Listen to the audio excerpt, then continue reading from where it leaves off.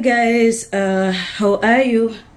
I hope you guys are learning. At least I know you do. Thank you so much for the emails and just reaching out. You're helping me. Feedback has this thing of just reflecting, what I'm doing, and that's I'm amazed that you guys are understanding and are going into your own families and just digging into the past. And I pray that God will guide you into the truth that you're seeking.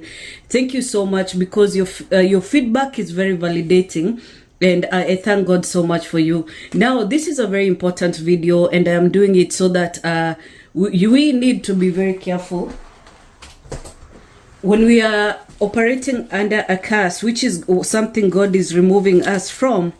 No matter how good truth tellers we are, we have to be very, very careful. I have been having many occasions tried to make peace with my mom, because there's even a time that God warned me, because I can, I was me and my mom, we were getting into a lot of confrontation, and I was very, very angry, and God was showing me this bitterness will not lead to anything good. Why your parents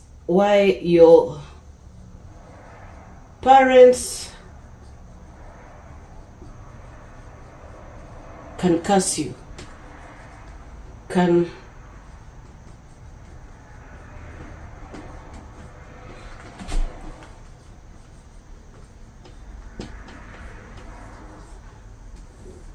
okay, so in Ephesians 6, Ephesians 6, let's read together. Children, obey your parents because you belong to the Lord.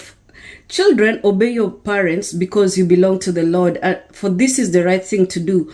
Honor your father and mother. This is the first commandment with a promise. If you honor your father and mother, things will go well for you, and you will have a long life on earth. Okay, so there's a condition and a blessing attached to that.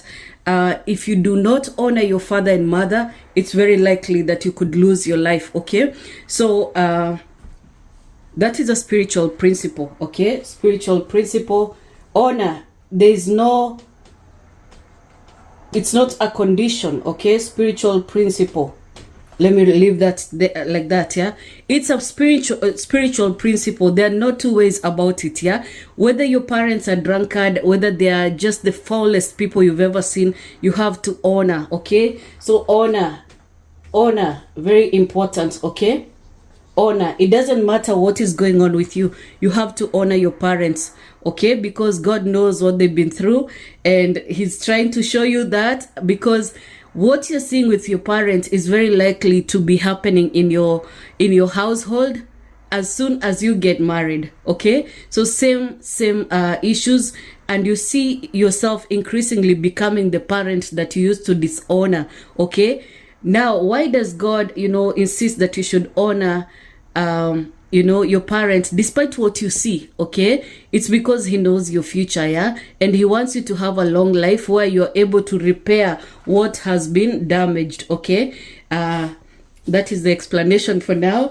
So we continue. Fathers, do not provoke your children to anger by the way you treat them. Rather, bring them up with discipline and instruction that comes from the Lord. Why is this being said to the father, although it's also still directed to the parents, to both parents? If you're taking care of a child, you're not supposed to provoke them to anger, right? But that will happen. Do not provoke. So children honor,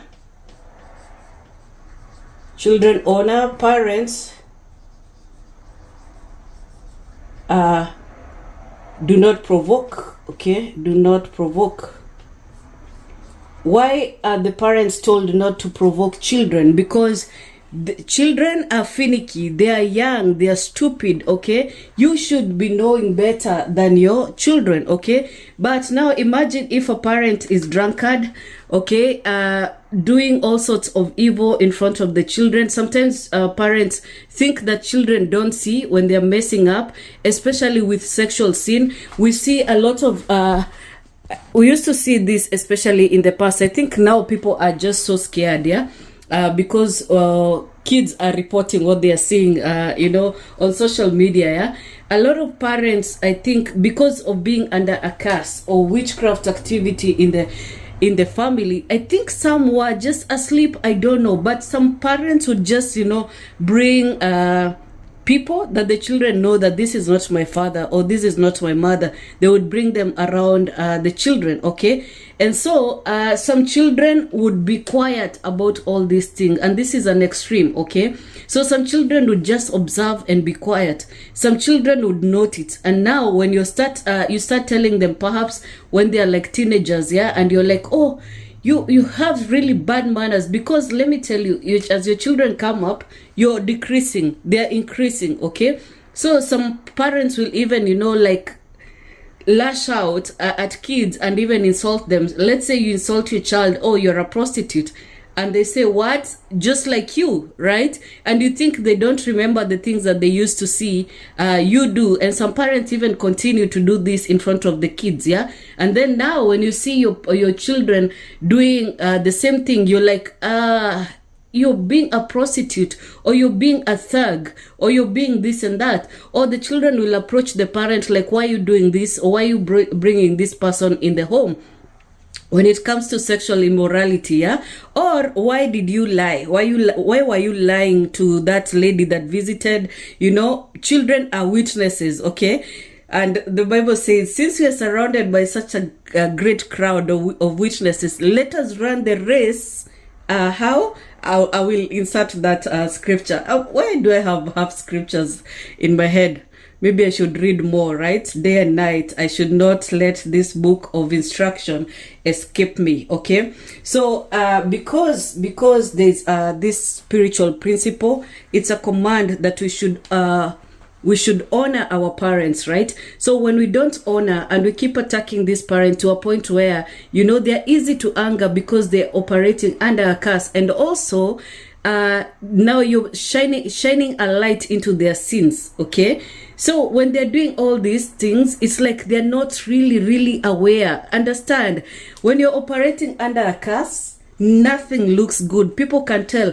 If you've ever seen how people, like, sometimes will look at you and laugh, it's because there's a way you're operating that is not correct, okay? Now that happens when you're under a curse from God or under witchcraft activity. That is done.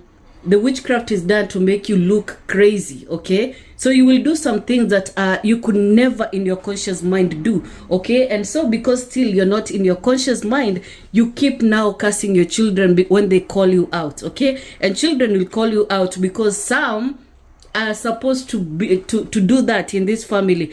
Call out the devil so you may recognize what you're doing, okay? So this child should actually be like a prophet in this home. They're actually a prophet in this home. They're saying things that should not, they're calling out things that should not happen, but instead now the parent is provoked into anger, okay? Now, perhaps it happens once, twice, thrice. It becomes like a pattern. Whenever this parent talks to this child, they're like, leave me alone.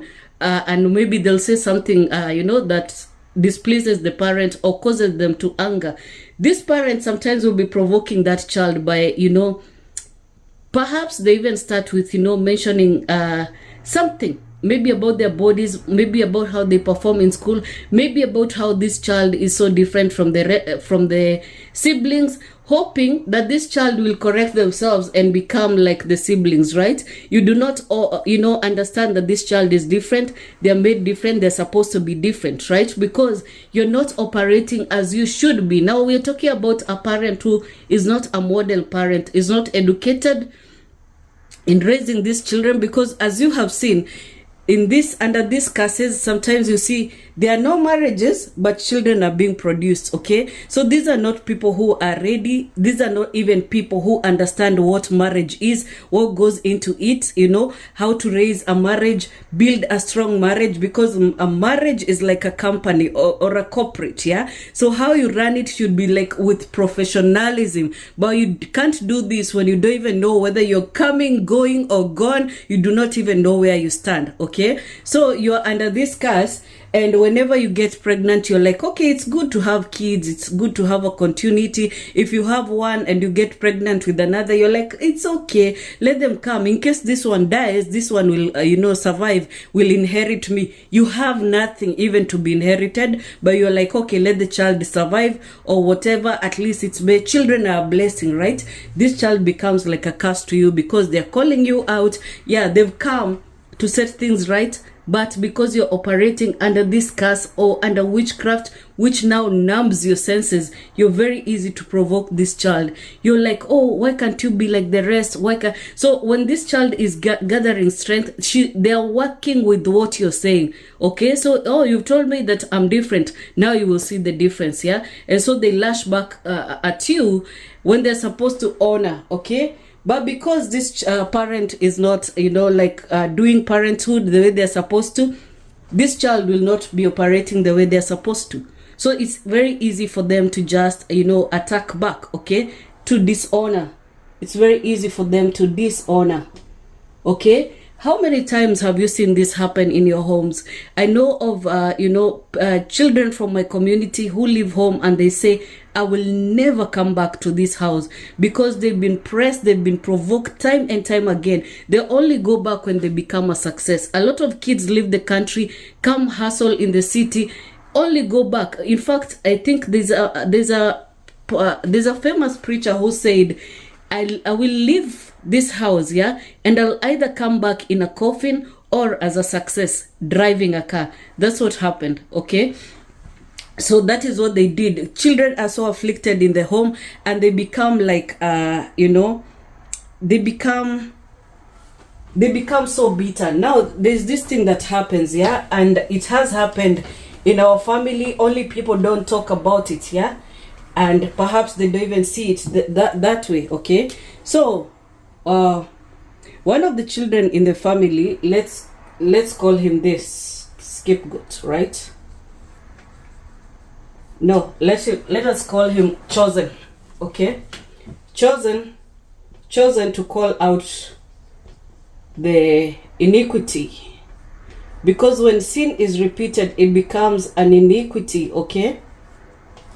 So this chosen child keeps dishonoring the mom because the mom keeps provoking him with her behavior, okay? So say the behavior is sexual immorality, okay? Sexual immorality. This kid cannot stand it, okay? And keeps calling it out, okay? To a point of attacking. Stop doing that. Stop doing that. Why are you doing that? Stop doing that. Stop bringing men around here. Stop doing this, mom. Stop. And the lady is like, who are you talking to like this? This is my house, okay? Now, this child, instead of moving out, then this child is not coming to success, yeah? They're not empowered enough to leave the home, okay? So they still stay around this home where all this is happening and they can't stand it, yeah? Even if they're doing it themselves, okay? So they're doing this too. They're bringing ladies in the home. You know the way a guy will have a room and just keep bringing different women in the house. And the mom gets comfortable. Like whenever this boy calls it out, the mom is like, you do the same, right? You do the same. And they cause each other to anger, okay? And so the mom has the upper hand, okay? The mom or the parent, yeah? I know this is a repeated scene in so many of our homes, okay? The parent, the child provokes the parent. The parent, provokes the child to anger, and the child keeps dishonoring the parent, okay? And they don't have power to move out. It's like they're shackled in that home. So they grow up, they become older to a point where, yes, they can, bring different women, but they don't get kids. They don't get, nothing is becoming, is unfolding for them. They don't get children. They don't get a wife, but they are very uncomfortable in this situation. So they keep calling it out. Sometimes they try to move out, but come back. It's like there's shackles. There's things that keep pulling them back. Whenever they're around each other, they will keep, provoking each other, dishonoring, okay? What happens to this child? They end up dead. So what causes their death? Yeah, because they don't just die automatically. They don't die because they were told, oh, you know, you can die and I won't miss you, okay? Or you're so irrelevant in my life. There's nothing, you're so unproductive and all of this, yeah? So the parent recognizes this child keeps provoking me and he has nothing to show, you know? When a child becomes a success, sometimes they have a chance to be listened to, okay? But now, this has been going on for so long because in the fullness of time, something will have to give, okay? So there's a set time for this curse to take place because it doesn't just happen. It's a repeated thing. It's a repeated sin. Provocation, dishonor, until it becomes iniquity. God cannot even defend you because when the devil now has been collecting data, when the set time comes, he's like, oh yeah, we need this guy in the kingdom, or this child. You are a witness of how much he's been dishonoring the parent, okay? And what does the Bible say? You shall not dishonor. What happens when you dishonor? Your life is shortened, okay? So this is ours, right? The set time has come. It's been a repeated thing. It is iniquity. So God's hands are tied. This child cannot be saved. The parent doesn't even know what hit this child. And sometimes they don't even know that it is on them. They don't know that they caused this to happen because this child perhaps gets a disease like HIV or diabetes or just those terminal diseases, cancer and such things, yeah? So this repeated iniquity, right? Repeated sin, that is iniquity, now falls on this child and they die, okay? So they become like this chosen child who could have brought light into this home becomes like a scapegoat. A scapegoat is the one who carries all that family's sin, okay? Now when they die, the parent who is hardened, it's like a hardened criminal, hardened because when they are operating under the curse, they learn how to survive, sometimes through witchcraft, okay? So they're employing witchcraft to give them power to rise above this situation. So it's like they're numbed, yeah? Their feelings are numbed. Even when they lose this child, they're like, yeah, I told him, do not call me names, you can die. And he died. She does not see, or the parent does not see, he or she, right? The parent does not see what a loss this is. They are numbed. Their feelings are numbed. It's the way you see some people are not productive in your families, and you're like, this one, even if we lost him, nobody will feel anything. They're used to being useless, okay? They're used to being useless. They came in just as a scapegoat. You do not know this child is carrying all your iniquity, all the family's iniquity. Sometimes with the other siblings, they're like, oh, maybe we are safe because we don't, we are not as crazy. We don't speak crazy. We do not dishonor as much, yeah? But all the other sins that you do, this child is carrying. Every time you're quiet when this parent is, doing all this sexual immorality, being a thief, a con person, a thief, being conning other people, gossiping, fighting other people, killing even, yeah? Some people know what their parents are doing, or even their grandparents. They know that this person is involved in witchcraft. You say nothing. And so you become like the golden child, yeah? There's no danger. You won't die. You're safe. You're covered under all these crafts, yeah? So this parent may look like they do not care. They are numbed, They're already operating under a curse, and they have now their ways to survive. While other people look forlorn, sad, these people that God is fighting for, refer to Matthew 5, happy are the weak and meek, and because the kingdom belongs to them. You may think these people are stupid, but they're just relying on God. They keep saying God will come. Others will just employ witchcraft. They will curse their children and all of this, yeah? And all of this, it's like putting money in an ATM, yeah? So you whatever loss is actually not a loss to you. You're too blinded to see, okay? This is the same as the people who give sacrifices to evil altars, okay? And they don't care. They will keep, doing this to family. They'll bring other people's names. They're the destiny stealers. They do not care as long as they survive, as long as they continue doing this thing that they are doing and nobody calls them out, okay? So this chosen child ends up being like a scapegoat. There's nothing God can do. His hands are tied because it is a repeated iniquity. So what are you supposed to do? You're supposed to still honor. And when you come of age, move away from this parent. This parent will kill you, okay? This parent perhaps is even operating with your destiny. Maybe they stole your destiny because you're the child that they didn't like much, okay? You're not their father, you're not their mother, okay? Perhaps even your name comes from the other side. You're like an in-law to them, yeah? And in-laws are supposed to honor each other. There's no honor, there's no love. So even when they lose this child, it's like there's no love lost. You can go, you can die. Perhaps they're operating with this child's destiny because they steal any old time. When people are operating, under witchcraft, they will steal from you and not care. A parent will steal, a daughter's marriage or a son's marriage, just steal from this child that they're supposed to let increase, yeah? As you do your thing, as you support, as you bless. But when people are operating under a curse, they do not bless, they curse. Okay, so you will see even sometimes in normal situation, maybe I remember this example that Kevin Ewing used to give, that they had a friend who used to ride a motorbike, yeah, and whenever he took that motorbike, out of the fear that the parents have and the grandparents, they would say, you need to be careful with that motorbike. This thing will one day kill you. Do you know what happened one day? That thing killed the guy. Okay, so watch the words of your mouth because they have power, okay? To kill or to bless, okay?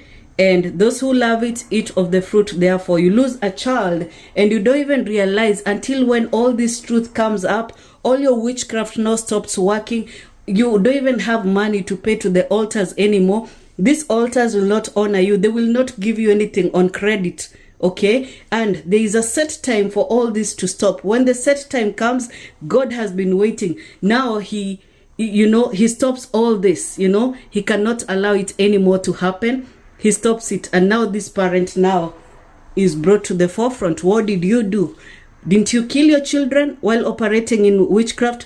Didn't you affect other people in the family? Didn't you do this to this person? Didn't you attack this one through witchcraft? And didn't you keep doing it and doing it? Perhaps their defense would be, oh, I didn't know when I started, I'm sorry, but I had to keep doing it so that I don't die. Okay, but everyone else was dying, not just your children but other people too. Perhaps you spared some who were in cahoots with you or were polite to you, but any other person who would rise and seem like they would overtake this parent who is operating with witchcraft, they were taken out, yeah? So no mercy. And because you showed no mercy in all this, you also now come to be exposed. And that is the kind of exposure happening right now. You see all your favorite stars and all are being exposed because of the things they did against people. They were under a curse. We should all have been praying to God to set us free. What did people do? They employed witchcraft, which is evil power from evil altars, and you affected everybody else because you could. You keep bringing people, very, very talented kids, you bring them, to these altars. You do the worst kind of things anybody can do to people's children, and you think that you will prevail, yeah? You're operating under this power, but this is blindness, yeah? You do not know that one day you have to pay. Okay, so I hope this is helpful. It is that time, yeah? A lot of exposure going on, and you will see it happening even in our families. It's just too bad, okay? So whatever happens to you, never ever touch witchcraft. Never ever do it. Never ever want to influence or manipulate any other person through witchcraft. It may feel powerful at the time. You may enjoy a few moments of happiness. Let me tell you, one day people will wake up and they're like, my God, when did I even marry you? You're not my wife. This is not the person I would choose for myself, because you are, you are operating under witchcraft. You got counterfeit for husbands or for spouses. You you got property and now it is fading away. Everything that could go wrong will go wrong because of how you are, you are operating. Okay, so a parent that is hardened, numbed, manipulative, will kill the children very, very easily, like it's nothing. At first it starts like it's innocent, they just keep saying negative things. At the end they're like, I don't even care if you die, So we have to watch the words of our mouths, because we will lose. We won't know it, we won't feel it. We'll be like, relief. But it's really not relief. The kind of blessing, the kind of homes that God wants is the kind of homes where we actually love. Love is the greatest command. Okay, I'll see you on the next one.